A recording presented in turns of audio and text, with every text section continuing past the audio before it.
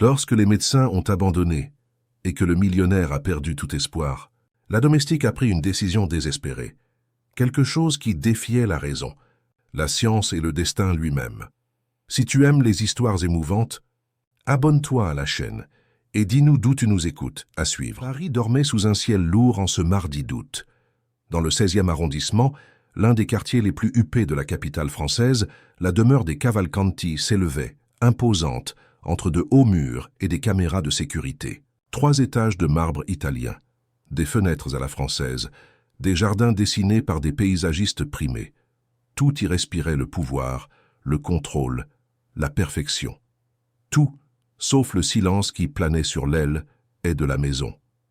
C'était un silence pesant, chargé, le genre de silence qui précède les tempêtes ou qui marque l'attente de nouvelles que personne ne veut entendre.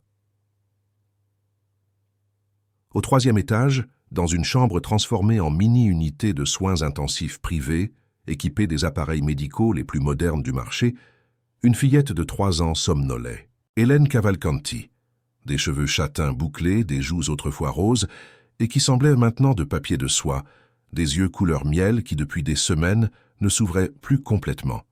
Son petit corps était relié à des tubes, des moniteurs, des pompes à perfusion. Le bip constant des machines était le seul son qui brisait le silence. La maladie portait un nom compliqué, plein de consonnes et de termes médicaux qui sonnaient de cruels dans la bouche des spécialistes. Amyotrophie spinale de type 1, dégénérative, rare, progressive, fatale. Les mots tombaient comme des pierres sur la famille. 17 médecins avaient été consultés, 3 voyages à l'étranger, des traitements expérimentaux, des médicaments qui coûtaient plus cher que des voitures importées. Rien ne fonctionnait.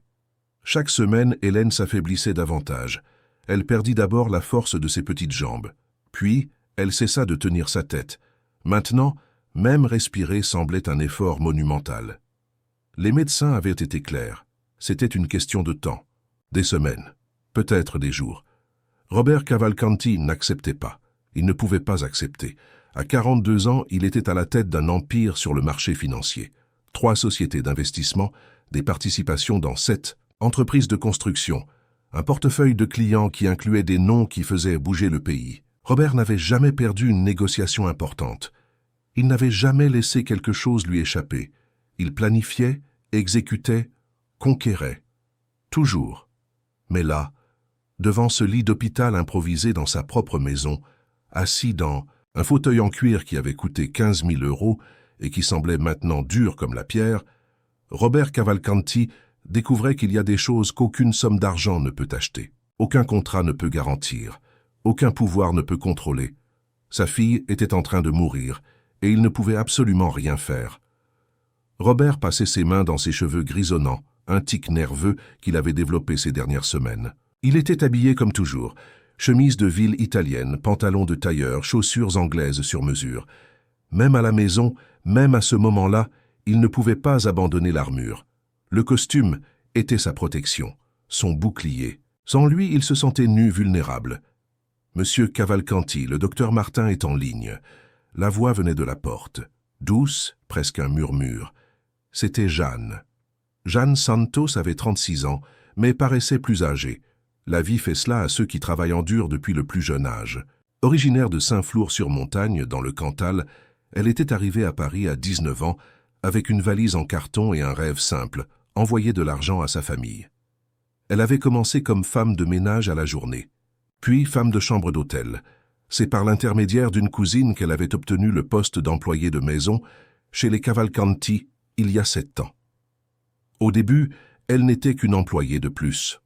Uniformisée, discrète, invisible. Mais quand Hélène est née, quelque chose a changé. La mère de la fillette, Patricia, était une mondaine plus intéressée par les événements caritatifs et les inaugurations de boutiques que par le changement de couche. Elle avait délégué les soins du bébé presque entièrement à Jeanne. Et Jeanne, qui n'avait jamais eu d'enfant, avait embrassé cet enfant comme si c'était la sienne. Ce furent ses mains qui bercèrent Hélène quand elle pleurait au milieu de la nuit, sa voix qui chanta les premières berceuses, ses bras qui tinrent la fillette quand elle fit ses premiers pas. Jeanne connaissait chaque pleur, chaque caprice, chaque sourire. Elle connaissait la façon dont Hélène fronçait les sourcils quand elle avait faim, le rire joyeux quand on lui faisait des chatouilles sur le ventre, la façon dont elle appelait Jojo quand elle voulait être prise dans les bras. Et maintenant, voir cet enfant dépérir jour après jour sans pouvoir rien faire d'autre que changer les draps, ajuster les tubes et prier à voix basse, détruisait Jeanne de l'intérieur. « Merci, Jeanne. » Robert prit le téléphone sans la regarder. Il ne la regardait jamais. Pour lui, Jeanne faisait partie de la maison, fonctionnelle, nécessaire, mais pas exactement visible. Jeanne hocha la tête et quitta la chambre silencieusement, refermant la porte avec précaution. Dehors, elle s'appuya contre le mur, ferma les yeux et respira profondément. Ses mains tremblaient. Depuis des jours, elle ne dormait pas bien. Elle passait les nuits dans la chambre de bonne, au rez-de-chaussée, à prier, à allumer des bougies, à demander à tous les saints qu'elle connaissait. Notre-Dame de Lourdes, Saint-Michel, Sainte Rita, mais les prières ne semblaient mener nulle part. C'est alors que le souvenir lui vint, soudain, vif. C'était il y a presque 20 ans. Jeanne avait 16 ans. Son jeune frère, Pierrot, était tombé mystérieusement malade. Fièvre très élevée, corps couvert de plaies, délire. Les médecins de la petite ville n'avaient pas su diagnostiquer. Ils avaient dit que c'était une infection grave, que le garçon ne passerait pas la semaine. La mère de Jeanne, Madame Dubois, n'avait pas accepté. Elle avait pris l'enfant dans ses bras et avait gravi la montagne. 3 heures de marche sur des sentiers escarpés jusqu'à la maison d'un homme que tout le monde connaissait seulement sous le nom de Maître Damien, le guérisseur de la montagne. Jeanne se souvenait vaguement de lui. Un homme grand à la peau brune marquée par le soleil, aux cheveux longs et gris, aux yeux qui semblaient ne voir au-delà du corps physique. Il avait reçu Madame Dubois, examiné l'enfant, préparé des tisanes avec des herbes qu'il cueillait là, dans la forêt. Il avait fait des prières, des bains, des fumigations. En 3 jours, la fièvre avait baissé. En 1 semaine, les plaies s'étaient refermées. Pierrot était rentré chez lui en marchant sur ses propres jambes. Les médecins avaient appelé cela un miracle. La famille avait appelé cela une bénédiction. Mais Madame Dubois disait toujours « Ce n'était pas un miracle, c'était la foi, ma fille, et le savoir qui vient de la terre, des anciens. » Maître Damien serait-il encore en vie? Jeanne fit rapidement le calcul. S'il avait une 50aine d'années à l'époque, il en aurait environ 70 maintenant. C'était parfaitement possible. Il pourrait être encore là, dans la même cabane, sur la même montagne. Le cœur de Jeanne s'accéléra. C'était une possibilité, peut-être la seule qui restait. Elle descendit les escaliers en courant, alla dans sa chambre et prit son téléphone portable. Elle appela sa mère. Madame Dubois décrocha au 3e bip, la voix encore chargée de sommeil. « Ma fille, tout va bien? À quelle heure est-il? Maman, désolée d'appeler au milieu de la nuit. C'est à propos de Maître Damien. Le guérisseur, il est toujours en vie? » Il y eut une pause. « Pourquoi veux-tu savoir ça, Jeanne? C'est la petite, maman, Hélène. Elle est en train de mourir. Les médecins ont abandonné. Je dois tenter n'importe quoi. » Madame Dubois soupira à l'autre bout du fil. « Maître Damien est bien vivant, oui, plus vieux, plus silencieux, mais il est là. Il ne reçoit plus beaucoup de monde, non. Mais si tu y vas, si tu amènes l'enfant, je crois qu'il te recevra. Comment j'y arrive? Prends la route pour Saint-Flour-sur-Montagne. Ensuite, la Montagne Noire. Il y a un sentier qui monte juste après la vieille station-service. 3 heures de montée. Je peux venir avec toi si tu veux. Tiens, maman, j'irai seule. Ou je vais essayer de convaincre le patron. Jeanne, tu sais que ces gens riches ne croient pas à ces choses-là. Je sais, mais je dois essayer. » Jeanne raccrocha le téléphone, les mains tremblantes. Le plan était formé. Le lendemain, elle parlerait à Robert. Elle lui proposerait la visite chez le guérisseur. Elle imaginait déjà sa réaction. Mépris, peut-être de la colère. Robert Cavalcanti n'était pas homme à croire aux superstitions. Il faisait confiance à la science, à la médecine, aux données concrètes. Mais elle tenterait quand même. Le soleil se leva sur Paris comme toujours, lent, timide, luttant contre la pollution et le brouillard. Au manoir des Cavalcanti, la routine suivait son cours mécanique. L'infirmière privée arriva à 6 heures du matin pour son tour. Patricia, la mère d'Hélène, prit son petit déjeuner rapidement et partit pour une réunion de club. Robert s'enferma dans son bureau pour des vidéoconférences. Jeanne prépara la bouillie spéciale pour Hélène, celle qu'elle arrivait à avaler avec difficulté à travers le tube. À 10 heures du matin, quand Robert sortit de son bureau pour prendre un café, Jeanne l'attendait dans le couloir. Elle respira profondément. C'était maintenant ou jamais. « Monsieur Cavalcanti, puis-je vous parler ?» Robert la regarda avec cette expression qu'il utilisait quand il était interrompu, une impatience polie. « Et vite. Jeanne, j'ai une réunion dans 15 minutes. » « C'est à propos d'Hélène, monsieur. » Quelque chose changea sur son visage. Une brèche dans l'armure. « Qu'est-ce qu'il y a avec Hélène? »« Je connais quelqu'un qui peut t'aider. Un homme là-bas, dans ma région. Il a sauvé mon frère quand j'étais enfant. Les médecins avaient abandonné, mais il a guéri. Avec des herbes, avec des prières, avec... Jeanne. » Robert la coupa, la voix se durcissant.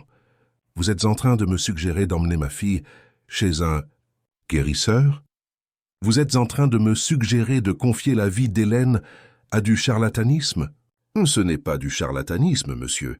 Je l'ai vu de mes propres yeux.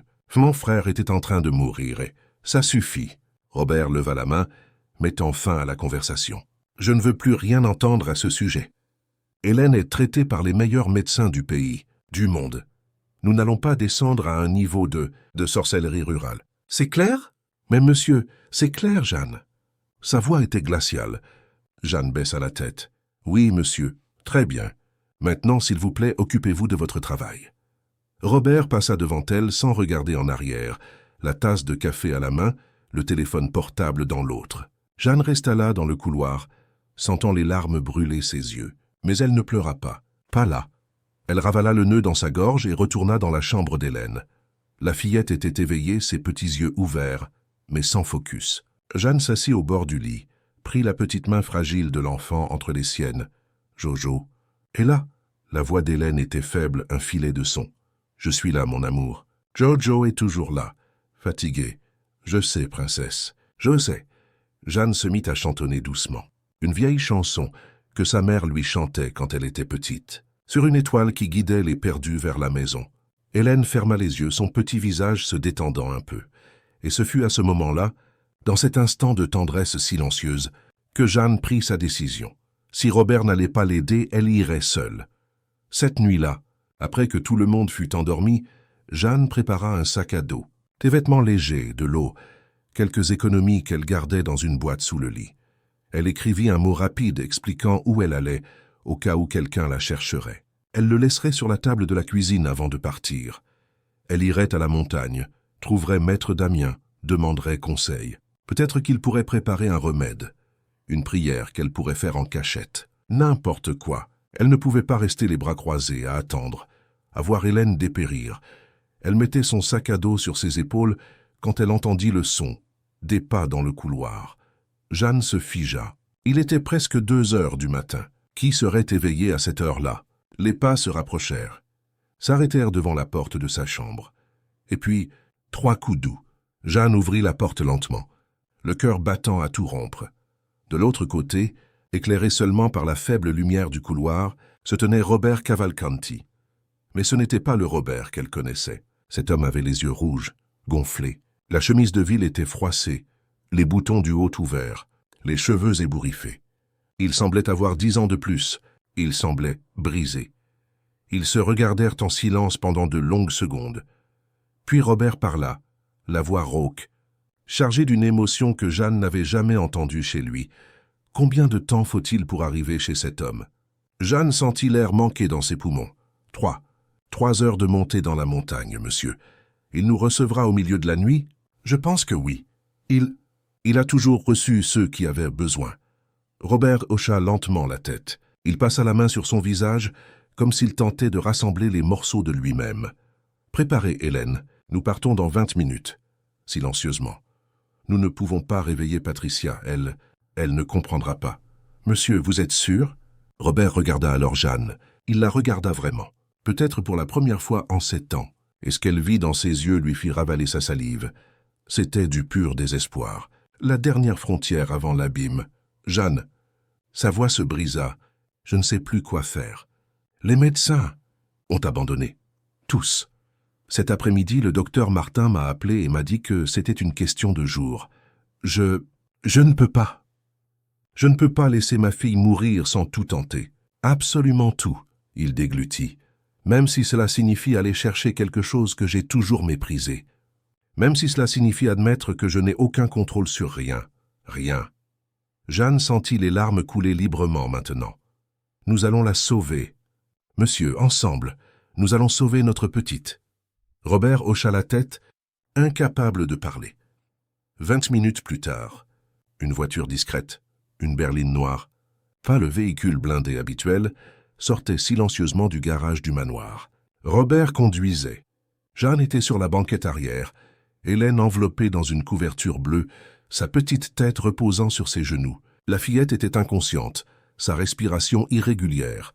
Il n'avait pas prévenu les gardes, il n'avait pas prévenu le chauffeur, il n'avait rien dit à personne. C'était une fuite, un dernier acte de désespoir déguisé en espoir. Paris dormait tandis qu'ils traversèrent la ville vide, se dirigeant vers l'autoroute A6, vers l'intérieur du Cantal, vers les montagnes où, soi-disant, un guérisseur au savoir ancestral pourrait faire ce que toute la médecine moderne n'avait pas réussi. À l'intérieur de la voiture, le silence était absolu, brisé seulement par le son de la faible respiration d'Hélène et par le vrombissement discret du moteur. Robert tenait le volant si fort que ses phalanges étaient blanches. Jeanne murmurait de petites prières, les mains en coupe sur le front d'Hélène. La route s'étendait devant eux, sombre et incertaine. Et pour la première fois de sa vie, Robert Cavalcanti se dirigeait vers l'inconnu sans plan, sans garantie, sans contrôle.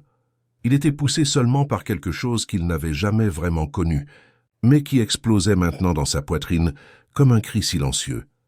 L'amour. Un amour désespéré pour une fille qu'il avait à peine appris à connaître, et la terrible conscience qu'il était peut-être trop tard.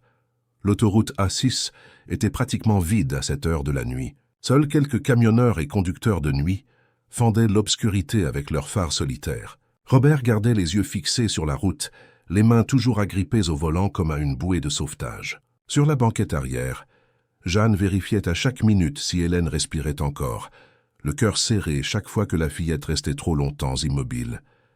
Ce furent 2 heures de silence tendu, un silence chargé de peur, d'espoir et de regret. Robert pensait aux dernières semaines, aux derniers mois. Combien de fois il avait dit qu'il était trop occupé pour jouer avec Hélène? Combien de réunions d'affaires il avait privilégiées, alors que sa fille ne demandait que 5 minutes d'attention?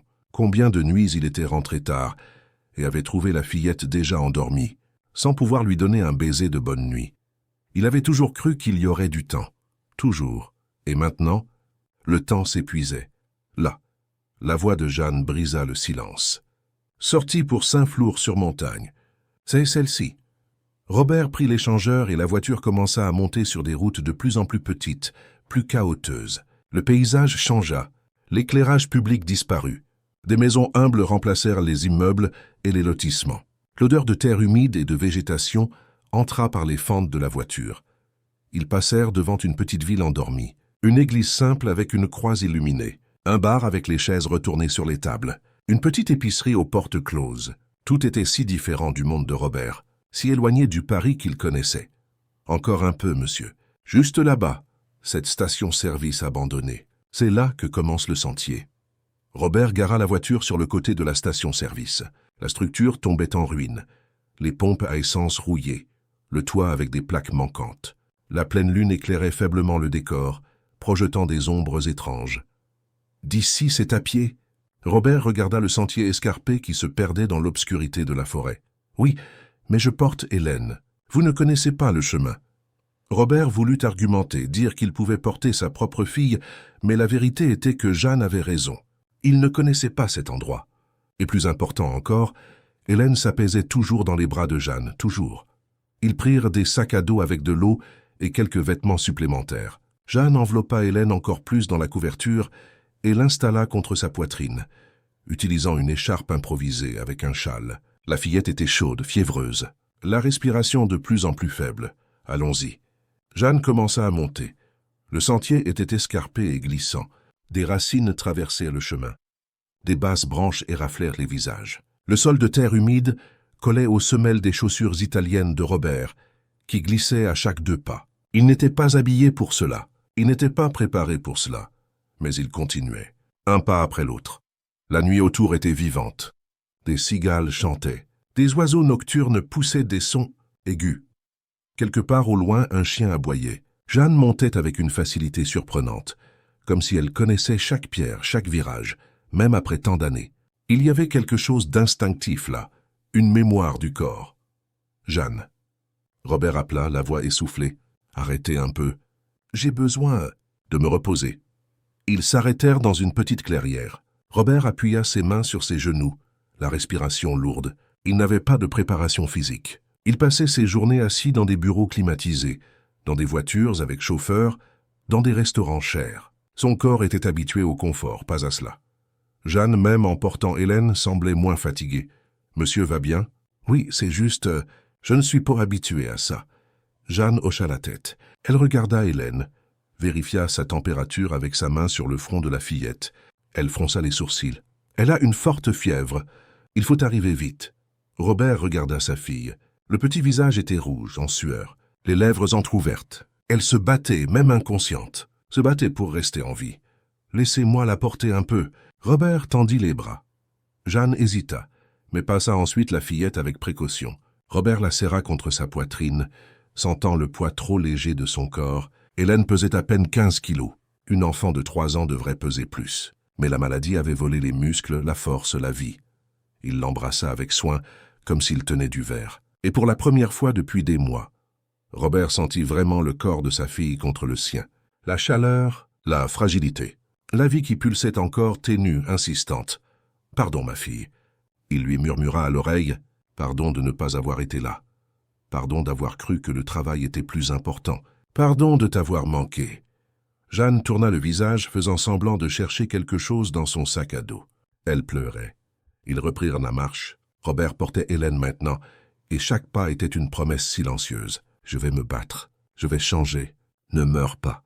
S'il te plaît, ne meurs pas. » Le sentier devint encore plus escarpé. À un certain point, ils durent s'accrocher à des lianes pour monter une partie rocheuse. Robert glissa, faillit tomber, mais Jeanne le retint par le bras. Ensemble, ils réussirent à passer. Et puis, finalement, après ce qui sembla une éternité, la forêt s'ouvrit.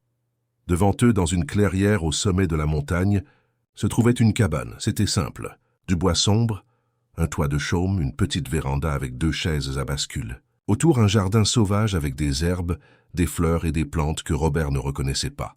L'odeur était forte. Romarin, rue, guinée, quelque chose de médicinal et terreux. Un feu de camp brûlait doucement devant la cabane, les braises pulsant comme un cœur.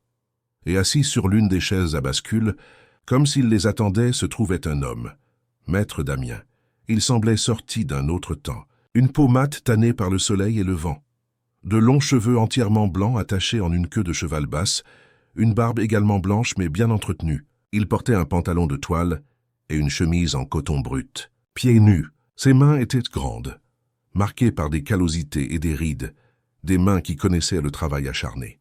Mais ses yeux étaient ce qui impressionnait le plus. Ils étaient sombres, profonds, et ils avaient quelque chose en eux qui faisait sentir à Robert que cet homme voyait au-delà du physique. Il voyait l'âme. Maître Damien se leva lentement, comme quelqu'un qui connaît chaque articulation de son propre corps et respecte ses limites. Il regarda Jeanne en premier, et un petit sourire apparut sur son visage. Jeanne Santos, fille de conception. Tu as grandi. Sa voix était grave, sereine, avec un accent prononcé de l'arrière-pays. Maître Damien. Jeanne s'approcha. Vous vous souvenez de moi? Je me souviens. Tu avais environ 15-16 ans quand ta mère a amené ton frère ici. Pierrot. Comment va-t-il? Bien. Il s'est marié, a 2 enfants. Il vit à Rennes. C'est bien. Maître Damien hocha la tête, puis il regarda Robert et Hélène. Et voici l'enfant. Oui, Hélène. Elle est très mal, Maître Damien. Les médecins ont abandonné. Maître Damien descendit les 3 marches de la véranda et s'approcha. Robert serra instinctivement Hélène contre lui, dans un geste protecteur. Mais Maître Damien se contenta de tendre la main, touchant légèrement le front de la fillette du bout des doigts. Il ferma les yeux. Il resta ainsi de longues secondes, en silence. Puis il ouvrit les yeux. Sa vie ne tient qu'à un fil, mais elle est toujours là. Il regarda Robert. « Tu es le père, ce n'était pas une question. C'était une constatation. Oui, Robert Cavalcanti, nous Robert. » Maître Damien répéta le nom, comme s'il le pesait. Tu es venu jusqu'ici parce que tu avais épuisé toutes les autres options, n'est-ce pas? La question prit Robert au dépourvu. Il allait mentir, allait dire non, mais quelque chose dans ses yeux le fit s'arrêter. Oui, il admit. J'ai tout essayé. Médecin, hôpitaux, traitements. Rien n'a fonctionné. Et tu crois que je peux aider? Robert hésita. Je ne sais pas. Sincèrement, je ne sais pas. Mais je suis prêt à tout essayer. Maître Damien observa Robert un long moment, puis il parla. Je comprends. Et je respecte ton honnêteté. Je vais vous aider. Mais il y a une condition. N'importe quoi. Robert dit rapidement. De l'argent, ce dont vous avez besoin. Je peux... Maître Damien leva la main, le coupant. Je ne veux pas ton argent. L'argent ne guérit pas les maladies de l'âme. Et cette fillette est malade dans l'âme aussi, pas seulement dans le corps. Que veux-tu alors? L'obéissance. Maître Damien dit simplement, tant que vous serez ici, tu feras tout ce que je te dirai, sans poser de questions, sans essayer de contrôler. Tu devras faire confiance, Robert, faire confiance pour de bon. Et pour un homme comme toi qui a passé toute sa vie à tout contrôler, ce sera plus difficile que n'importe quel paiement. Robert déglutit. Il voulait argumenter, voulait négocier, voulait poser des termes et des conditions. C'est ainsi que son monde fonctionnait.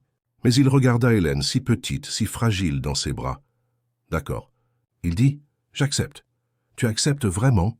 Parce que si en cours de route tu reviens sur ta décision, si tu doutes, si tu essayes d'imposer ta volonté, j'arrête le traitement sur le champ. Compris? Compris. Maître Damien hocha la tête. Alors commençons. Amenez la fillette à l'intérieur. L'intérieur de la cabane était étonnamment chaleureux. Il y avait un petit salon avec une table en bois, quelques chaises, des étagères remplies de bocaux contenant des herbes, des racines, des poudres de couleurs variées, un coin avec des livres anciens, des cahiers manuscrits. Tout était organisé propre, sentant le romarin et l'eucalyptus. Au fond, un rideau séparait ce qui devait être la chambre. Maître Damien indiqua un lit étroit, couvert de draps blancs propres. Mets-la ici. Robert coucha Hélène avec précaution. La fillette était inconsciente maintenant, complètement immobile. Maître Damien apporta une lampe à huile et la plaça à côté du lit, éclairant mieux. Il commença à examiner Hélène. Il regarda ses yeux, sa bouche, sa langue. Il toucha son cou, sa poitrine, son ventre. Il prit son pouls, sentant la pulsation. Il fit tout en silence, concentré. Robert et Jeanne observaient, anxieux. Finalement, Maître Damien se tourna vers eux. La maladie de son corps est grave. Je ne vais pas mentir. Mais la maladie de l'esprit est encore pire. Cette fillette s'éteint parce qu'elle n'a pas de raison de se battre. Elle ne se sent pas aimée pour de vrai. Mais elle l'est. Robert proteste. « J'aime ma fille. »« Tu aimes, c'est. » Mais quand tu pas facile, Maître Damien le fixa. « Où tu te crois aimer? L'amour n'est pas un sentiment gardé au fond de la poitrine, Robert. L'amour est action, c'est présence, c'est don de soi. Quand as-tu joué avec elle pour la dernière fois? Quand lui as-tu donné son bain? Quand es-tu assis par terre pour assembler un puzzle avec elle? » Robert ouvrit la bouche, mais aucun son n'en sortit. Il ne parvenait pas à se souvenir. Voilà. Maître Damien continua. Cette fillette, depuis sa naissance, a été soignée par Jeanne ici. C'est Jeanne qui lui donne amour, présence, réconfort. Et c'est pour ça qu'elle est encore en vie. Mais ce n'est pas suffisant. Un enfant a aussi besoin de son père. Il a besoin de sentir qu'il est là, qu'il se bat pour elle. Mais je suis là. Je suis venu jusqu'ici. Tu es venu. Parce que tu n'avais plus le choix. Mais d'un cœur sincère, je ne sais pas encore. Les mots tombaient comme des coups de poing. Robert ressentait de la colère, voulait se défendre. Mais en même temps, il savait au fond de lui que Maître Damien avait raison. Que dois-je faire? Il demanda la voix basse. Premièrement, tu dois accepter que tu ne sais pas tout, que tu ne contrôles pas tout. Deuxièmement, tu dois renoncer à ton orgueil. Troisièmement, tu dois apprendre à aimer pour de vrai. Maître Damien commença à se déplacer dans la cabane, prenant des bocaux, mesurant des herbes, préparant quelque chose. Il mit de l'eau à bouillir dans une bouilloire sur un réchaud. Il ajouta des feuilles vertes, des racines séchées, une poudre jaune. « Qu'est-ce que c'est » Robert demanda. « Une tisane médicinale. Elle aidera à faire baisser la fièvre, à fortifier le corps. Mais ce n'est que le début. La vraie guérison viendra d'ailleurs. D'où? De la foi, du don de soi, de l'amour. » Maître Damien le regarda. Des choses que tu ne peux ni acheter ni contrôler. La tisane fut prête. Un liquide vert foncé, à l'odeur forte et médicinale. Maître Damien la refroidit un peu, puis, avec une petite cuillère, commença à verser des gouttes dans la bouche d'Hélène, massant doucement sa gorge pour l'aider à avaler. « Jeanne, tu resteras ici pour t'occuper d'elle aujourd'hui. Robert, viens avec moi. Mais je veux rester avec ma fille. Tu feras ce que je te dirai. Tu te souviens ?» Maître Damien le fixa. Robert serra les dents, mais hocha la tête. Ils sortirent de la cabane. Le soleil commençait à se lever, peignant le ciel d'orange et de rose. La vue d'en haut était impressionnante. On pouvait voir toute la vallée, la brume se formant entre les arbres, les oiseaux commençant à chanter. Maître Damien marcha jusqu'à un lopin de terre derrière la cabane. Il y avait un potager avec plusieurs plantes. « Prends cette houe. » Il désigna un outil appuyé contre le mur. « Quoi ? Tu vas creuser. Là, 3 mètres carrés, profond. Nous allons planter de nouvelles herbes. Je dois être avec ma fille, pas en train de creuser la terre. Tu dois apprendre la patience, à travailler de tes mains, à comprendre que la guérison prend du temps. » Maître Damien croisa les bras. « Et tu dois fatiguer Score, Robert. Tu es plein de tension, plein de colère refoulée. Tu dois la libérer. » Robert allait argumenter, mais il se rappela l'accord. Obéissance, confiance. Il prit la houe, et il commença à creuser. Le soleil monta dans le ciel. Robert creusait. Ses mains, qui n'avaient jamais tenu rien de plus lourd qu'un stylo Mont-Blanc, commencèrent à lui faire mal. Des ampoules se formèrent sur ses paumes. Son dos lançait des douleurs. La sueur coulait sur son visage, brûlant ses yeux. Maître Damien resta là, observant en silence. De temps en temps, il donnait des instructions. Plus profond ici, plus large là. 2 heures plus tard, Robert n'en pouvait plus. Il lâcha la houe, tomba à genoux sur la terre. « Non, je n'y arrive plus. »« Si, tu y arrives. Lève-toi. Je n'y arrive pas. »« Ta fille est là-dedans, en train de se battre pour sa vie. Et toi, tu n'arrives pas à creuser un lopin de terre. » La voix de Maître Damien était dure maintenant. « Si tu abandonnes ça, tu l'abandonneras elle aussi. » Cela frappa Robert comme un éclair. Il regarda ses propres mains ensanglantées. La terre à moitié creusée, Maître Damien. Et il comprit. Il ne s'agissait pas de creuser, il s'agissait de persister, de ne pas abandonner quand ça fait mal, de continuer quand cela semble impossible. Il reprit la houe, et il continua. Quand il eut enfin terminé, le soleil était haut dans le ciel. La terre était creusée, prête. Robert était méconnaissable. Sa chemise de ville coûteuse était salie par la terre et la sueur. Son visage couvert de poussière, ses mains saignaient. Mais il y avait quelque chose de différent dans ses yeux. Une flamme. Petite mais présente. Bien, Maître Damien hocha la tête. Maintenant tu as vraiment commencé. Ils retournèrent à la cabane. Hélène était dans le même état. Mais la fièvre avait un peu baissé. Jeanne avait changé la couverture, nettoyé son visage avec des linges humides. Comment va-t-elle? Robert s'approcha. Stable. Jeanne dit, la fièvre a baissé après la tisane. Robert s'assit à côté du lit, tint la main de sa fille. Petite, si petite dans la sienne. Je suis là, Hélène. Papa est là. Et il ne partira pas. Je te le promets. La fillette ne réagit pas. Mais Robert jura qu'il vit un léger tremblement de ses paupières. Maître Damien prépara plus de tisane. Il fit des fumigations avec des herbes qui remplirent la cabane de fumée blanche et d'odeur de romarin. Il chanta des chants bas dans une langue que Robert ne reconnut pas. Et pendant ce temps, Robert resta là, tenant la main de sa fille, apprenant pour la première fois ce que signifiait être véritablement présent. La nuit tomba à nouveau sur les Cévennes. Maître Damien apporta une soupe simple, des légumes cuits, sans sel. Robert mangea en silence, à côté du lit d'Hélène. Jeanne mangea aussi, les yeux toujours fixés sur la fillette. « Vous pouvez vous reposer là. » Maître Damien désigna de minces matelas sur le sol avec des couvertures. « Je ferai la veillée cette nuit. Je veux rester réveillé aussi. » Robert dit. « Alors reste, mais en silence. Contente-toi d'observer. » La nuit fut longue. Maître Damien resta assis sur une chaise à côté du lit d'Hélène, les mains sur sa tête, murmurant des prières. Robert observait, essayant de comprendre, essayant de croire. Et à un moment donné de la nuit, très épuisé, il finit par s'endormir. Il dormit assis, la tête appuyée sur le bord du lit, la main tenant toujours celle d'Hélène. Et pour la première fois depuis des mois, Robert rêva. Il rêva qu'il jouait avec Hélène dans un jardin. Elle riait, courait, l'appelait papa avec une joie pure. Et il la poursuivait, riant lui aussi, ressentant une légèreté qu'il avait oublié exister. Quand il se réveilla, la première lumière du matin entrait par la fenêtre, et Hélène avait les yeux ouverts. faible, confus, mais ouvert, le regardant directement. Le cœur de Robert s'arrêta presque quand il vit les yeux d'Hélène ouverts. Pendant une seconde, une seule, tout dans le monde disparut. Il n'y avait plus de manoir, plus d'entreprise, plus de comptes bancaires. Il n'y avait que ce petit regard, fragile, cherchant le sien. « Hélène !» Elle murmura, la voix étranglée. « Ma fille !» Jeanne se réveilla en sursaut, s'approcha rapidement. Maître Damien, qui était sur la véranda en train de préparer plus d'herbe, entra doucement, les yeux attentifs. « Pas. La voix d'Hélène était un filet, presque inaudible. « Je suis là, mon amour. Papa est là. Et il ne partira pas. Je te le promets. » Robert caressa ses cheveux. Les larmes coulant librement maintenant. Il ne s'en souciait plus. Il n'avait plus honte de pleurer.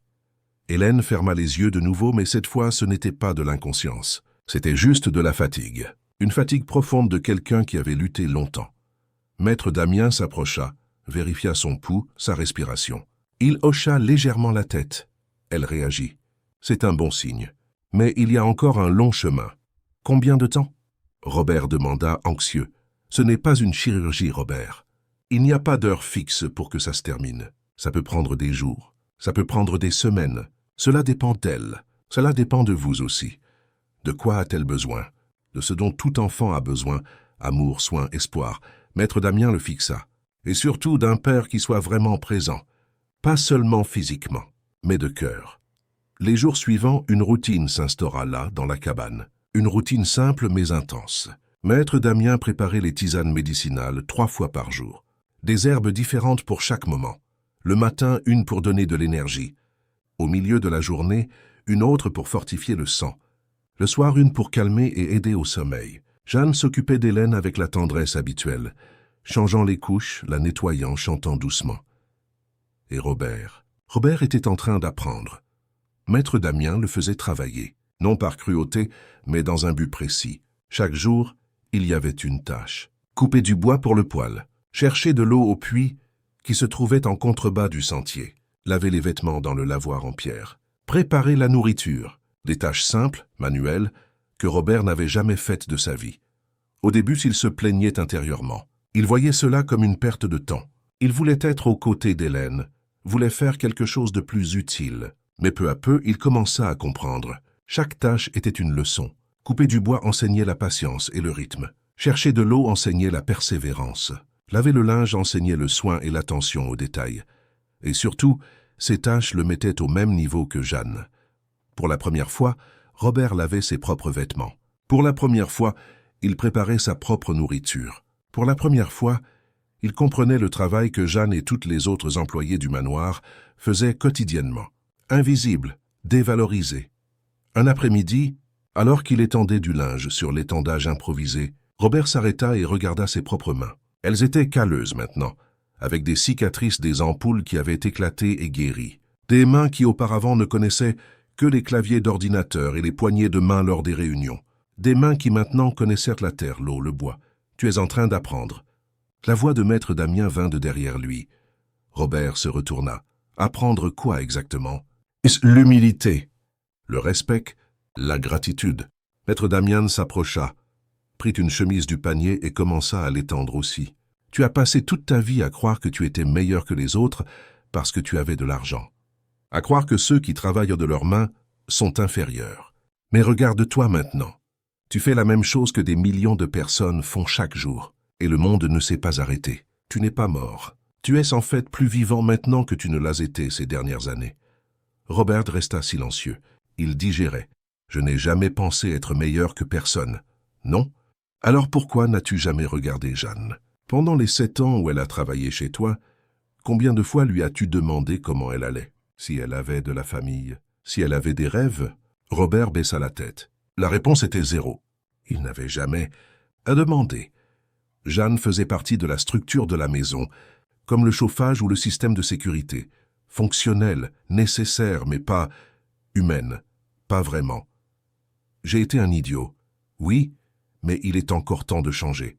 Cette nuit-là, après qu'Hélène se fut endormie, Robert s'assit à côté de Jeanne sur la véranda. Le ciel était clair, rempli d'étoiles. Là-haut dans les Cévennes, loin des lumières de la ville, la voie lactée était visible comme une bande brillante coupant l'obscurité. Jeanne. Robert commença, la voix basse. « Je voulais te demander pardon. » Jeanne le regarda surprise. « Pardon pourquoi, monsieur ?»« Pour tout. Pour ne jamais t'avoir vu vraiment. Pour n'avoir jamais reconnu tout ce que tu fais pour Hélène. Pour t'avoir traité comme un meuble. » Jeanne sentit ses yeux picoter. « Vous n'avez pas besoin de... » »« Si, j'en ai besoin. » Robert l'interrompit. « Tu as élevé ma fille, Jeanne. Toi, pas moi, pas sa mère. Toi. Et je ne t'ai jamais remercié, jamais reconnu. Je te payais juste à la fin du mois, et je pensais que c'était suffisant. Je l'ai fait parce que je l'aime. Je l'ai toujours aimé. » Jeanne dit, la voix tremblante. « Dès le premier jour où je l'ai prise dans mes bras, j'ai su que j'aimerais cette fillette pour le reste de ma vie. Je sais. Et c'est pour ça que tu es plus sa mère que n'importe qui d'autre. » Ces mots restèrent suspendus dans l'air. Lourdes, véridiques. Madame Patricia. Patricia n'a jamais voulu être une vraie mère. Elle voulait l'idée d'avoir un enfant. Elle voulait les jolies photos à poster, la fête prénatale coûteuse, la chambre décorée par un architecte. Mais la partie difficile, la partie de se réveiller au milieu de la nuit, de changer les couches, d'avoir de la patience, elle a tout délégué à toi. Jeanne ne savait pas quoi dire. Pendant des années, elle avait gardé cela en elle, l'amour qu'elle ressentait pour Hélène, la frustration de l'avoir négligée, la colère silencieuse contre cette mère absente et ce père distant. Quand nous retournerons à Paris, Robert continua, les choses seront différentes. Je te le promets. Vous n'avez pas besoin de me promettre quoi que ce soit. Je veux juste qu'Hélène guérisse, elle va guérir.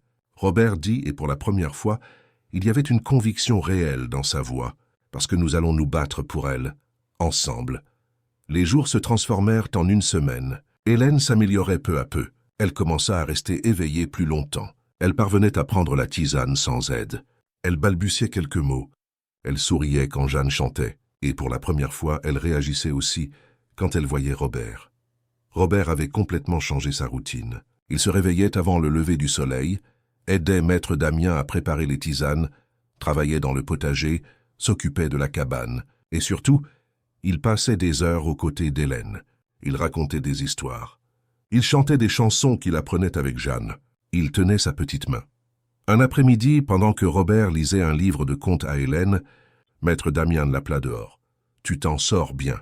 Merci. Mais il y a encore une dernière épreuve. » Robert sentit un serrement dans la poitrine. Quelle épreuve? Toute vraie guérison exige un sacrifice. Pas de sang, pas d'argent, mais d'ego. Maître Damien le fixa. Tu dois renoncer à tout ce qui te définit comme Robert Cavalcanti, l'homme d'affaires, le millionnaire, l'homme puissant. Tu dois te mettre à nu, vraiment, vulnérable. Je ne comprends pas. Si, tu comprends. Tu ne veux juste pas l'admettre. Maître Damien désigna la vallée en contrebas. Là-bas, tu es quelqu'un. Tu as un nom, du pouvoir, de l'influence. Mais ici, tu n'es qu'un père désespéré. Et c'est ce que tu dois accepter, que le reste n'importe pas. Qu'au final, tu n'es qu'un homme qui aime sa fille, et cela doit être suffisant. Cette nuit-là, la 10e nuit dans les Cévennes, Hélène empira. La fièvre revint de plus belle. Son petit corps tremblait violemment. Sa respiration devint irrégulière, défaillante. Robert et Jeanne paniquèrent. Jeanne tenta de lui donner la tisane, mais Hélène ne parvenait pas à l'avaler. Ses lèvres devinrent violacées, ses mains glacées. « Maître Damien !» Robert cria. « Elle empire. Nous devons l'emmener à l'hôpital. » Tout de suite. Maître Damien entra calmement dans la chambre. Il examina Hélène, et quand il leva les yeux vers Robert, il y avait quelque chose de différent, une gravité profonde. L'hôpital ne servira à rien. C'est la bataille finale ici. Que voulez-vous dire? Robert sentait la panique monter dans sa gorge. La maladie s'en va, mais avant de partir, elle porte son dernier coup. C'est toujours comme ça. La nuit la plus sombre vient avant l'aube. Qu'est-ce qu'on fait? Jeanne pleurait. Vous allez rester avec elle. Vous allez la tenir. Vous allez lui dire que vous l'aimez. Vous allez vous battre de toutes vos forces. Et vous allez faire confiance. Mais il doit y avoir quelque chose. Un remède, un... Robert. Monsieur Damien lui tint les épaules, fermement. Écoute ce que je vais te dire. La seule chose qui puisse sauver cet enfant maintenant ne sort d'aucun flacon, d'aucune seringue. Elle sort de toi, de l'intérieur de toi. Tu dois cesser d'essayer de contrôler, cesser d'essayer de payer, cesser d'essayer de négocier. Et tu dois simplement T'abandonner. M'abandonner à quoi? T'as l'amour, à la fois. Au lâcher-prise total, tu dois accepter que tu n'as aucun pouvoir sur la vie et la mort, que tu ne peux pas acheter plus de temps, que tu ne peux pas faire d'accord avec l'univers. Tout ce que tu peux faire, c'est aimer, purement et simplement, sans rien attendre en retour, sans garantie, sans contrat. Les mots frappèrent Robert comme une avalanche. Il regarda Hélène tremblante, brûlante de fièvre dans le lit. Il regarda Jeanne désespérée. Il regarda Monsieur Damien serein. Et puis quelque chose en lui se brisa complètement, toute l'armure qu'il avait portée toute sa vie, tout le contrôle, tout le pouvoir, tout s'effondra. Robert tomba à genoux près du lit, tint la main d'Hélène, et pour la première fois depuis des décennies, pria. Vraiment. Pas une prière formelle, apprise par cœur, mais un cri de l'âme. « S'il te plaît » murmura-t-il sanglotant, « s'il te plaît, ne la prends pas. Je t'en supplie, je te donne tout, tout. Tu peux prendre mon argent, mes entreprises, ma vie, mais ne la prends pas. S'il te plaît. » Robert? La voix de Monsieur Damien était ferme. Ce n'est pas comme ça que ça marche. Tu ne peux pas négocier. Tu dois accepter. Accepter que tu ne contrôles pas cela, mais que quel que soit le résultat, tu l'aimes. Et cet amour est éternel. Je ne peux pas la perdre. Je ne peux pas. Ah, tu ne la perdras pas. L'amour ne se perd jamais. Même si elle part, l'amour reste. Mais maintenant, en ce moment, tu dois faire confiance. Tu dois croire. Tu dois lâcher le contrôle. Robert pleurait de manière incontrôlable maintenant, le front posé sur le bord du lit, la main serrant celle d'Hélène. Il répétait comme un mantra « Pardonne-moi, ma fille. Pardonne-moi de ne pas t'avoir aimé comme il le fallait. Pardonne-moi d'avoir échoué. Mais je t'aime. Je t'aime tellement. S'il te plaît, reste. S'il te plaît, batte-toi. Tu n'es pas seul. Nous sommes là, je suis là. Et si tu dois te battre, je me battrai avec toi. Jusqu'au bout. » Jeanne s'agenouilla de l'autre côté du lit, tenant elle aussi Hélène, priant elle aussi, pleurant elle aussi. Monsieur Damien commença à chanter, un chant ancien, dans une langue qui semblait venir de la terre, des arbres, des eaux. La voix grave résonnait dans la cabane, se mêlant aux sanglots de Robert et Jeanne, à la respiration défaillante d'Hélène. Les heures passèrent, la nuit traîna, lourde, interminable. Robert ne lâcha pas la main d'Hélène un seul instant. Il lui parlait, lui racontait des histoires, lui demandait pardon, lui déclarait son amour. Tout ce qu'il n'avait pas fait pendant les 3 années de sa vie, il essayait de le condenser en ces heures. Jeanne chantait doucement, les mêmes berceuses qu'elle chantait depuis qu'Hélène était bébé. La voix rauque, larmoyante, mais persistante. Monsieur Damien préparait des compresses froides, les changeait, appliquait des huiles essentielles sur les poignets et le front d'Hélène, et maintenait le chant. Et peu à peu, si lentement que cela était à peine perceptible, quelque chose commença à changer. La respiration d'Hélène devint plus régulière. Le tremblement diminua. La fièvre baissa. Lorsque la première lumière de l'aube entra par la fenêtre, apportant avec elle un air frais et un parfum de rosée, Hélène ouvrit les yeux et dit d'une petite voix faible mais claire « Papa, peigne !» Pendant une seconde, personne ne comprit. Puis Jeanne rit et pleura en même temps. « Elle veut un beignet, Robert. »« Elle a faim !» Robert regarda sa fille, les yeux rouges, gonflés d'avoir tant pleuré mais brillant d'une joie qu'il n'avait jamais ressentie. Un beignet. Il sourit à travers ses larmes. « Tu veux un beignet, ma princesse ?» Hélène hocha légèrement la tête, et quelque chose qui ressemblait beaucoup à un sourire apparut sur ses lèvres. Monsieur Damien s'approcha, toucha le front de la petite fille. Il hocha la tête, satisfait. La fièvre est passée. Le pire est passé. Elle aura encore besoin de temps, de soins. Mais elle va vivre. Robert ne put se retenir. Il serra Hélène avec précaution, pleurant dans ses cheveux. « Tu t'es battue, ma fille. Tu t'es tellement battue, et tu as gagné. » Jeanne les serra tous les deux, les pleurs de soulagement la submergeant. Monsieur Damien resta là, observant cette scène. 3 personnes liées par l'amour. Un amour qui avait été testé, brisé, reconstruit, et qui était maintenant plus fort que jamais. « L'univers écoute quand on aime vraiment, » dit-il doucement, plus pour lui-même que pour les autres. On l'écoute toujours. Les jours suivants, Hélène se rétablit de manière quasi miraculeuse. Elle commença à parler davantage, à demander à manger, à rire, à jouer un peu. Elle était loin d'être complètement guérie, mais la différence était frappante. Monsieur Damien prépara une grande fiole de remèdes naturels et donna des instructions détaillées à Jeanne et Robert. « Ça, vous continuerez à le lui donner à la maison, 3 fois par jour, toujours à la même heure. Et gardez-la entourée d'amour. C'est aussi important que le remède. Robert hocha la tête. Il regarda M. Damien avec une gratitude que les mots ne pouvaient exprimer. « Comment puis-je te remercier? Comment puis-je payer pour cela? Hein, tu ne paies pas. Tu le transmets. Aide ceux qui en ont besoin. Respecte ceux qui te servent. Aime vraiment. C'est le paiement. » Robert tendit la main, mais M. Damien le tira dans une étreinte. Une étreinte de frère, d'égal à égal. « Tu as changé, Robert. Je l'ai vu. La question maintenant est, vas-tu réussir à maintenir ce changement quand tu retourneras là-bas en bas? »« Oui, » dit Robert avec conviction, « parce que je ne veux plus jamais être cet homme-là. Jamais plus. » Le matin du départ, Robert, Jeanne et Hélène dirent au revoir à M. Damien. La petite fille était dans les bras de Jeanne, enveloppée dans une couverture propre, les petits yeux brillants de vie. La descente de la montagne fut plus facile que la montée, mais chaque pas les ramenait au monde réel, à Paris, à la demeure, à la vie qui les attendait. Et Robert savait que le véritable défi ne faisait que commencer. Maintenir la transformation au milieu du chaos de la ville, des exigences du travail, des attentes sociales. Serait-ce possible? Il regarda dans le rétroviseur. Hélène dormait tranquillement sur le siège arrière, blottie dans les bras de Jeanne, et il fit une promesse silencieuse. Oui, ce serait possible, parce qu'il n'avait pas tant lutté, pas tant changé pour redevenir l'homme qu'il était. La route s'étendait devant lui, mais cette fois, Robert n'avait pas peur, parce qu'il n'était plus seul. Il avait Hélène, il avait Jeanne, et il avait, enfin, lui-même. Le portail automatique de la demeure s'ouvrit lentement, comme toujours, mais quand Robert y entra avec la voiture, tout semblait différent. Les jardins parfaitement taillés, les hauts murs, les caméras de sécurité, tout ce qui représentait autrefois le pouvoir et le statut paraissait maintenant froid, distant, comme s'il visitait la maison d'un étranger.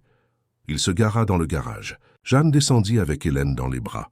La petite fille était éveillée, regardant autour d'elle avec curiosité. Cela faisait 2 semaines qu'elle n'avait pas vu cet endroit. Et pour une enfant de 3 ans, 2 semaines sont une éternité.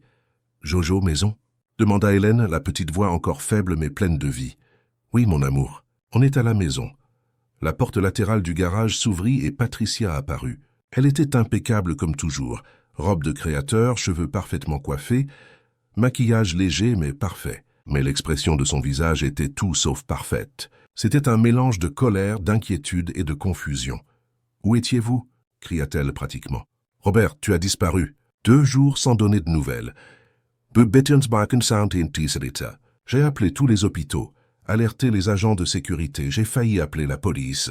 Nous nous occupions de notre fille, dit Robert calmement, en fermant la voiture. Vous occupiez? Tu l'as éloignée des médecins, de tous les appareils. Tu as mis sa vie en danger. Non, Patricia.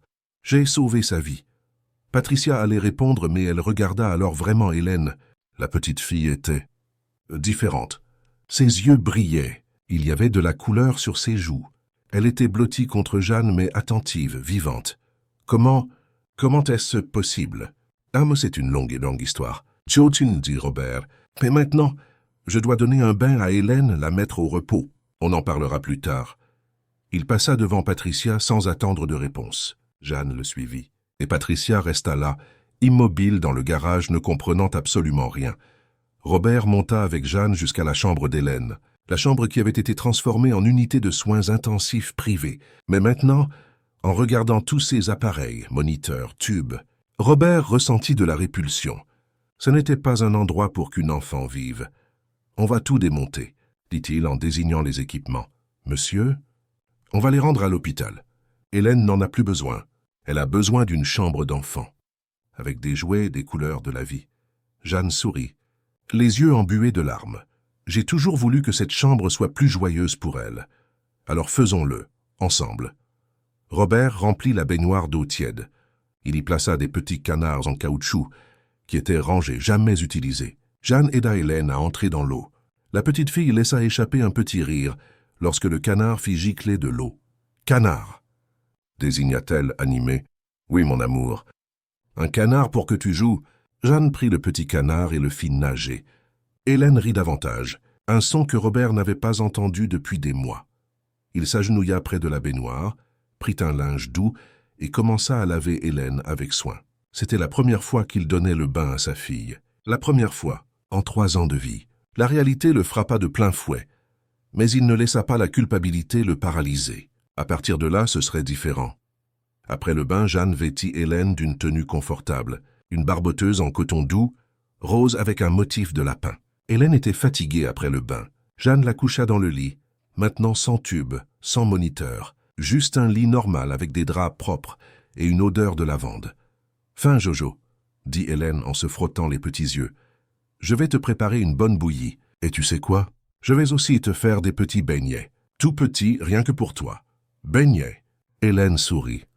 Robert suivit Jeanne jusqu'à la cuisine. C'était la première fois qu'il y entrait vraiment. Pas seulement pour passer rapidement prendre de l'eau, mais pour entrer, observer. La cuisine était grande, moderne, avec des appareils électroménagers coûteux. Mais c'était aussi le royaume de Jeanne et de la cuisinière, Madame Marie. Madame Marie était là coupant des légumes.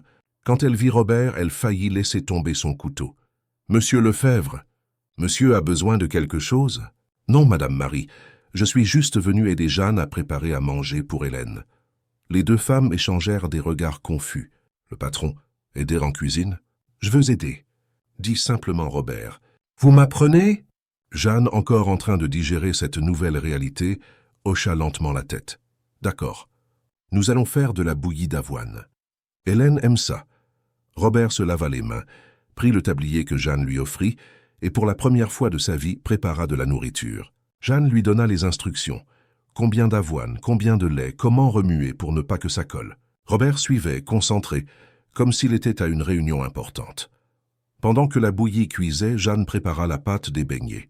Robert observait, fasciné. Elle faisait cela avec tant de naturel, tant d'habileté. Des années de pratique. Des années à prendre soin, à nourrir, à aimer. « Jeanne, » dit-il pendant qu'elle pétrissait la pâte, « je veux que tu saches qu'à partir de maintenant, tu n'es plus seulement une employée de cette maison. » Jeanne s'arrêta, le regarda. « Monsieur, tu es de la famille. Tu as pris soin d'Hélène quand personne d'autre ne l'a fait. Tu l'aimes comme une mère. Et pour moi, tu es sa mère autant que n'importe qui d'autre. Plus encore. » Jeanne sentit les larmes couler. « Monsieur Robert, Et je veux que tu habites ici, vraiment. Pas dans la petite chambre de bonne, mais dans une des chambres d'amis. Que Hélène puisse venir te voir quand elle veut. Que tu te sentes vraiment chez toi. Mais Madame Patricia. Patricia devra accepter. Parce que c'est aussi ma maison, et je ferai ce qu'il faut cette fois-ci. » Ils finirent de préparer la nourriture. Robert apporta la bouillie et un petit morceau de beignet à Hélène. La petite fille mangea lentement, mais mangea tout. Et quand elle eut fini, elle regarda Robert avec ses yeux couleur miel et dit « Merci, papa. » Le cœur de Robert explosa. Cette nuit-là, après qu'Hélène se fut endormie, Robert chercha Patricia. Elle était dans son bureau devant son ordinateur portable, un verre de vin à côté. « Nous devons parler, » dit Robert en fermant la porte. « Maintenant, tu veux parler ?» Après avoir disparu avec notre fille, sans me dire un mot. Patricia, Hélène était mourante. Les médecins avaient abandonné. J'ai fait ce que je devais faire. Tu l'as emmenée chez un guérisseur. Un charlatan au milieu de nulle part, où il lui a sauvé la vie. Les médecins n'y sont pas parvenus. Alors oui, je l'ai emmenée, et je le referai. Patricia se leva, la colère évidente sur son visage. Tu es fou, complètement fou. Non, je suis enfin sain d'esprit, pour la première fois depuis des années. Robert s'approcha. Patricia, regarde-moi. Vraiment. Quand est-ce que nous avons vraiment parlé pour la dernière fois? Est-ce que nous avons été un couple pour la dernière fois? Pas seulement 2 personnes qui vivent dans la même maison? Patricia détourna le regard. Nous avons nos vies, nos engagements. Engagements, répéta Robert amer. Notre fille était mourante et nous avions des engagements. J'étais plus préoccupé par des fusions d'entreprises. Tu étais plus préoccupé par des soirées de bienfaisance. Et Hélène? Hélène ne voulait que nous, ne voulait qu'être aimée. J'aime ma fille. Tu aimes. Quand as-tu donné le bain à Hélène pour la dernière fois? Quand l'as-tu couchée? Quand es-tu simplement resté avec elle? Patricia ne répondit pas, parce que la réponse était claire. Il y avait longtemps.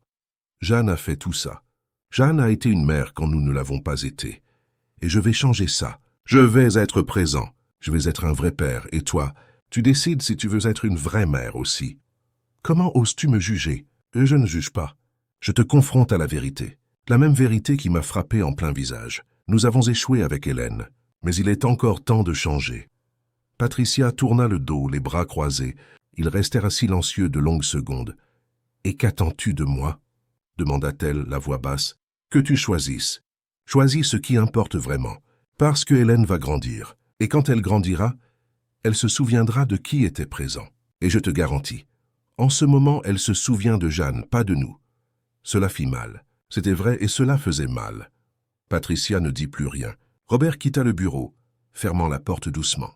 Il ne savait pas si Patricia changerait. Il ne pouvait pas contrôler cela, mais il pouvait contrôler ses propres choix. Les jours suivants, des changements se produisirent. Robert annula des voyages d'affaires, repoussa des réunions, délégua des tâches qu'il avait toujours insisté pour faire seul, et il consacra ses matinées et ses après-midi à Hélène. Il jouait dans le jardin. Robert s'asseyait par terre, oubliait son costume coûteux et montait des blocs de construction avec sa fille. Il jouait au ballon, lissait des histoires, peignait à la gouache, se salissant les mains, riant quand Hélène barbouillait tout. Jeanne était toujours là, mais maintenant non pas comme une employée, comme un membre de la famille. Robert insista pour qu'elle emménage dans l'une des chambres d'amis du premier étage. Au début, Jeanne résista. Cela ne lui semblait pas juste, mais Robert fut ferme, et peu à peu elle s'habitua. Un après-midi, Robert organisa quelque chose de spécial. Il appela un décorateur, mais pas un de ces célèbres que Patricia utilisait. Il appela une femme qui réalisait des travaux plus chaleureux et accueillants. Ensemble, ils réaménagèrent la chambre d'Hélène. Ils retirèrent tous les équipements hospitaliers. Ils peignirent les murs d'un jaune doux. Ils installèrent des étagères avec des livres pour enfants. Ils remplirent la chambre de jouets.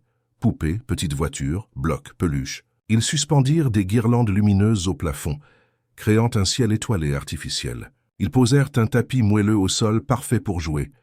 Quand Hélène vit sa nouvelle chambre, ses yeux brillèrent. « À moi » demanda-t-elle, n'y croyant pas encore. « À toi » dit Robert, s'agenouillant à côté d'elle. « Tout ça est à toi.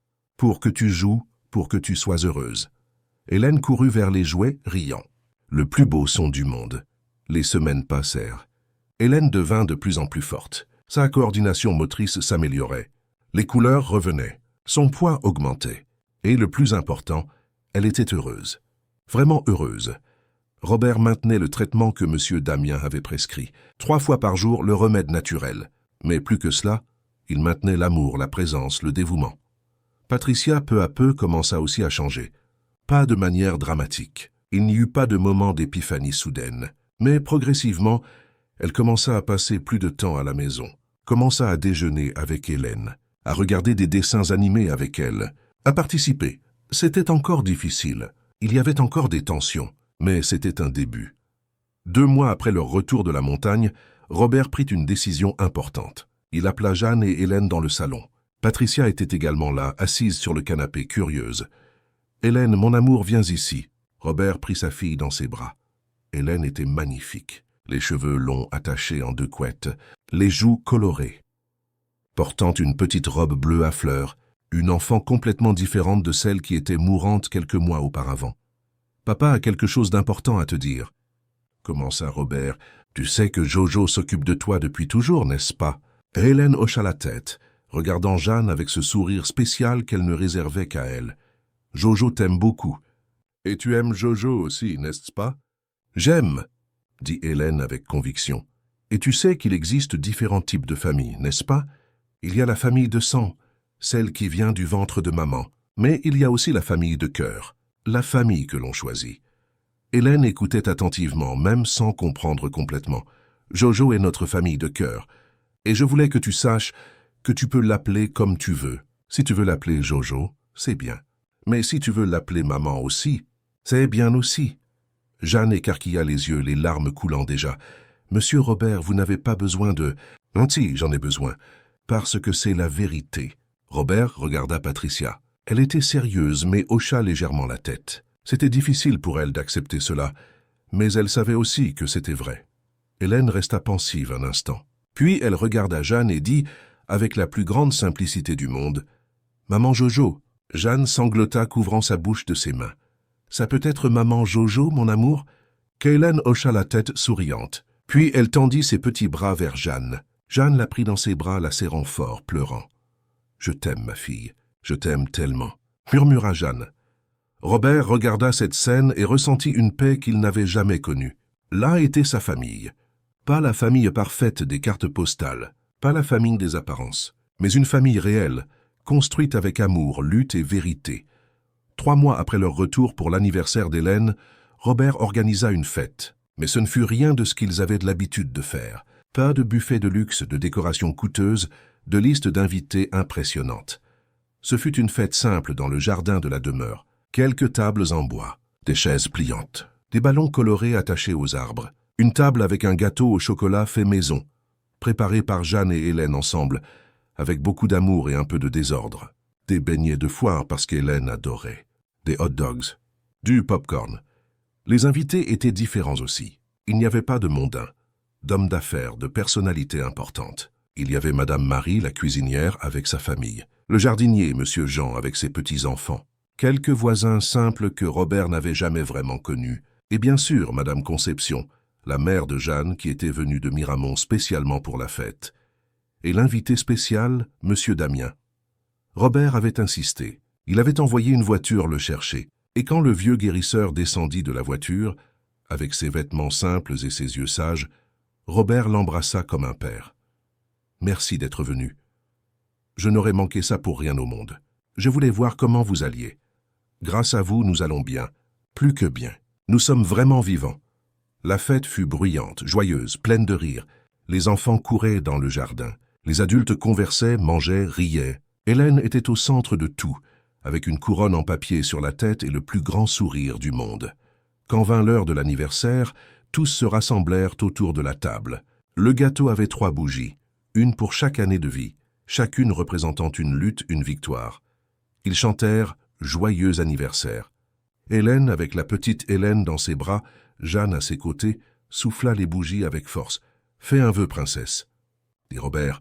Hélène ferma ses petits yeux concentrés, puis elle les ouvrit et sourit. « J'ai demandé des chaussons, et que maman Jojo reste toujours avec moi. » Tout le monde rit. Jeanne pleura de nouveau. Elle pleurait beaucoup ces derniers temps, mais c'était de bonnes larmes. « Maman Jojo n'ira nulle part, mon amour, » dit Robert. « Elle restera toujours. Parce que tu sais pourquoi? Parce qu'une vraie famille ne se sépare pas. Et nous sommes une famille. » Il regarda autour de lui. Ce groupe hétérogène de personnes, riches et pauvres, patrons et employés, toutes les divisions sociales qu'il considérait autrefois importantes, lui semblaient désormais ridicules. Car là, à cet instant, tous étaient égaux. Tous étaient simplement des personnes qui se souciaient les unes des autres. Le soir, après le départ des invités, après qu'Hélène se fût endormie, le ventre plein de gâteaux et le cœur rempli de joie, Robert sortit dans le jardin. Il avait besoin d'air, de silence pour tout digérer. Monsieur Damien était là, assis sur un banc, regardant les étoiles. « Puis-je m'asseoir » demanda Robert. « Bien sûr. » Ils restèrent silencieux un instant. Un silence confortable. « Je ne vous remercie jamais comme il faut, » dit finalement Robert. « Vous n'avez pas besoin de me remercier. Vous avez fait le travail. Vous avez changé. Mais c'était grâce à vous. Vous m'avez appris. Je ne vous ai rien appris que vous ne saviez déjà au fond de vous. Je vous ai juste aidé à vous en souvenir. » Monsieur Damien le regarda. « Comment allez-vous, vraiment ?» Robert réfléchit avant de répondre. « Différent. Complètement différent. Je me regarde dans le miroir et parfois, je ne reconnais pas l'homme qui s'y trouve. Mais c'est bien. C'est effrayant, mais c'est bien. Et le travail? Les entreprises. Elles continuent d'exister. Mais elles ne sont plus toute ma vie. J'ai appris à déléguer. J'ai appris que je n'ai pas besoin de tout contrôler absolument. Et vous savez ce qui est amusant? Les entreprises vont même mieux maintenant. Parce que je parviens à penser plus clairement, à prendre de meilleures décisions. Et Hélène? Robert sourit, ce sourire que seul un père amoureux de sa fille possède. Elle est ma lumière. Chaque jour, je me réveille, et la première chose que je fais, c'est d'aller dans sa chambre, juste pour la voir dormir, juste pour m'assurer qu'elle va bien, et pendant la journée. On joue, on discute, on existe ensemble. J'ai appris le nom de tous ses jouets. Je sais qu'elle aime les chaussons mais n'aime pas l'oignon. Je sais qu'elle a peur du noir mais adore la pluie. Je connais ma fille, monsieur Damien. Enfin, je connais ma fille. Et vous? Moi. Vous vous connaissez maintenant. Cette question prit Robert par surprise. Il resta pensif. Je crois que oui. Je crois que pour la première fois de ma vie, je sais qui je suis vraiment. Pas Robert Cavalcanti, l'homme d'affaires. Pas le Robert au nom de famille important, mais juste Robert. Un homme qui a beaucoup échoué, qui a blessé des gens, qui a vécu en pilote automatique pendant des années, mais aussi un homme qui a appris, qui a changé, qui sait maintenant ce qui compte vraiment. Monsieur Damien hocha la tête, satisfait. Alors mon travail ici est terminé. Vous partez? Demain matin. Mais on se reverra. La vie a ces choses-là. Les bonnes personnes finissent toujours par se retrouver. Le lendemain, Robert se leva tôt pour dire au revoir à Monsieur Damien. Le guérisseur était à la porte, avec son sac à dos simple prêt à partir. « Une dernière chose, » dit Robert, tendant une enveloppe. « Robert, je vous ai déjà dit que je ne voulais pas d'argent. Ce n'est pas pour vous. C'est pour votre communauté là-bas dans le massif, pour améliorer le sentier, construire un pont sur le ruisseau, peut-être un petit poste de santé. Laissez-moi aider, s'il vous plaît. » Monsieur Damien prit l'enveloppe, en sentit le poids, sourit. « D'accord, mais seulement parce que ça aidera d'autres personnes. Beaucoup de gens en ont besoin, je sais. Et je ferai plus, beaucoup plus. J'ai appris que l'argent sert à faire une vraie différence, pas seulement à accumuler. » Ils s'embrassèrent. Une longue étreinte fraternelle. « Prenez bien soin d'elle, » dit Monsieur Damien. « D'Hélène et de Jeanne. Elles sont vos ancres. »« Je le ferai, promis. » Robert regarda la voiture partir, emportant Monsieur Damien vers les montagnes. Et même en sachant qu'il ne reverrait probablement jamais cet homme, Robert savait qu'il serait toujours présent, dans les leçons apprises, dans les changements permanents, dans l'homme qu'il était devenu. Les mois se transformèrent en une année. Hélène grandissait forte, en bonne santé, heureuse, complètement guérie. Les médecins appelaient cela un miracle. Robert et Jeanne savaient que c'était plus que cela. C'était de l'amour. Un amour vrai, pur, inconditionnel. Robert changea aussi d'autres choses dans sa vie. Il créa un fonds social dans son entreprise, destiné à aider les familles avec des enfants malades. Il améliora les conditions de travail de tous ses employés. Il se mit à regarder les gens qui le servaient dans les yeux, dans les restaurants, les hôtels, partout. Il apprit des noms, il posa des questions. Il traita tout le monde avec respect.